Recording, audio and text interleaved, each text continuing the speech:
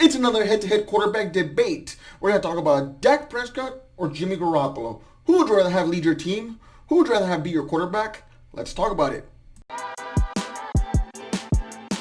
Welcome to Good Condition. My name is Joe, and I love talking about sports way too much. With that being said, feel free to join me in the comment section down below and let me know who would rather have as your quarterback, Dak or Jimmy, and give me the reasons why. Look, folks, I know that my opinion may not be the right one, but I just want to emphasize that this is just my opinion, and I want to hear yours. So let's get started. Starting off with Jimmy Garoppolo. So Jimmy Garoppolo in his career has a record of 21 wins to 5 losses, has thrown for 44 touchdowns to 21 interceptions, and has thrown overall for 6,946 yards. In the 2019 season, Jimmy Garoppolo finished off with a career record of 13 wins to 3 losses, threw for 27 touchdowns to 13 interceptions, and for 3,978 yards. In that season, Jimmy went on to have a record in the playoffs of 2-1. That loss coming in this past year's Super Bowl where he lost to Patrick Mahomes. Now, going into Dak Prescott's stats, Dak has a career record of 40 wins to 24 losses. He's thrown for 97 touchdowns to 36 interceptions and has thrown for 15,778 career passing yards. In the 2019 season, Dak finished off with a record of 8 wins to 8 losses at 500 and threw for 30 touchdowns to 11 receptions and threw for 4,902 passing yards. So, getting right to it. Who's a better quarterback, or who would I just rather have lead my team moving forward? To me, it's another debate where, to me, in my opinion, it can be a little bit neck and neck when it comes to these quarterback talents. But from my perspective, and I'm a New England Patriot fan, so I got to look at Jimmy Garoppolo while he was there. For Jimmy, it's been kind of a up and down career, just because of the fact that when he was drafted in the second round, he got little to no action when he was backing up Tom Brady, and then the year that he did start up in 2016.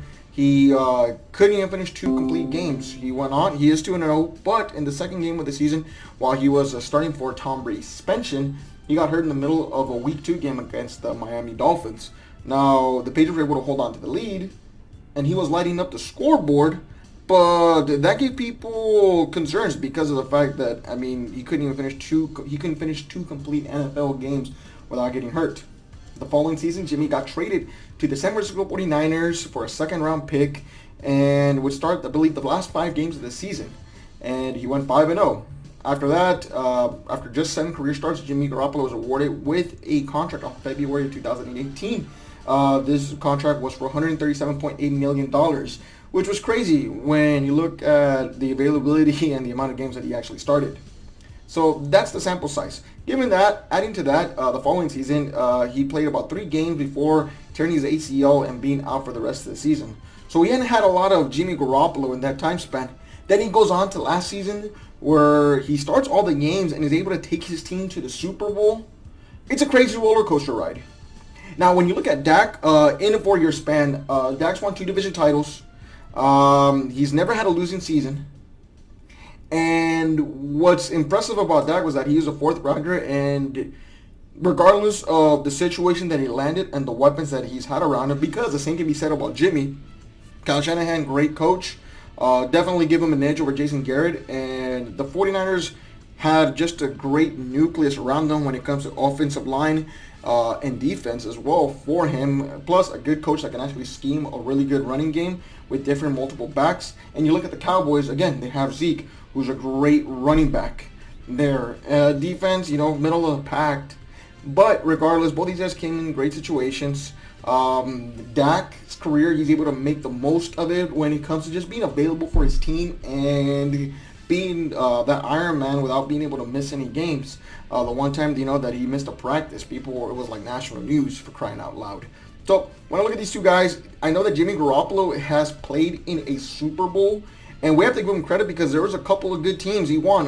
He beat against, and the playoffs might have been a blowout, but Jimmy had some good games. He barely lost to the Baltimore Ravens in a 20-17 loss, and he was actually able to beat Drew Brees in a shootout where his team needed him to make a play, and he was able to lead a comeback drive to be able to guide his team over the New Orleans Saints, which is a very impressive outing for him. again, making the throws when your team needs you to make them. Unfortunately, Jimmy gets a lot of flack because he did miss a very key throw that could have possibly won his team the Super Bowl. He missed that, and that's going to haunt him forever.